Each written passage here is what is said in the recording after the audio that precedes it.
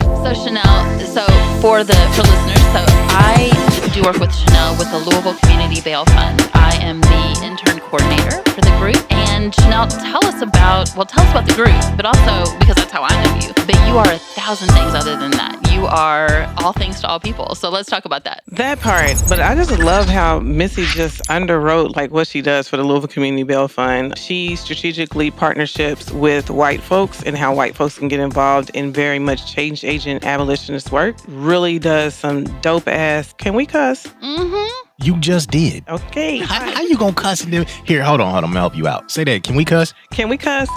I know, right? Look, yes, you can. I'm gonna hit the beat, but it's never on time. Know, right? Never. So, and in rapid response, gets together our jail support, which is very, very much important because people do not know how dangerous it is when protesters are arrested, but also what that means for people who are already inside. So we are very thankful for Missy and her interruption to her white cousins. So it's been fun. Thank you, friend. You're welcome.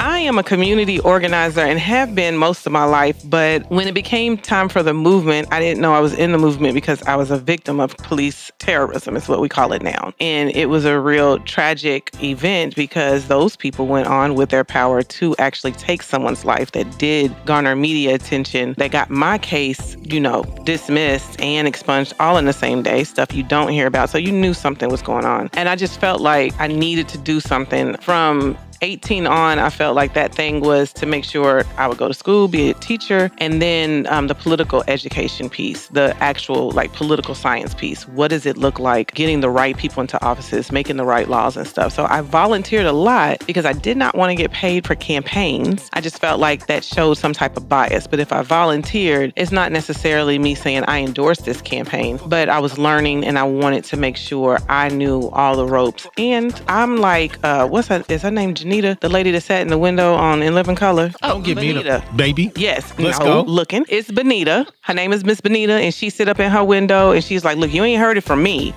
and just tell you all the business, but you ain't heard that from me. And so I love being in that space because there are a lot of backroom stories that go down around what happens with community organizing, what happens with building community power, and speaking about things that are innately wrong and give other people privilege, whether they know it or not, and make have-nots out of people who did not ask for that treatment whatsoever. And so I work predominantly in my community. I'm a community person of mothers that are single, also a community person in the West End of Louisville. My family has always been from the West End since they migrated from the middle of Kentucky. I remember we from the South, so we ain't got no great migration stories, but we yes. And Chanelle, how do we find you? You can find me on the block. I'm just playing. Let's go. But you can find me on Facebook. I'm more responsive on Facebook because they're doing too much with these different apps. But I'm also on Twitter, not so much Instagram, and that's about it. All right, let's go. Let's get it. This is your boy, Miguel. This is Common Conversations. Y'all know how to find us. We'll see you in the next episode. We really appreciate you hanging out with us. And if you want to know more, pick up a book. Bye, friends. Yeah.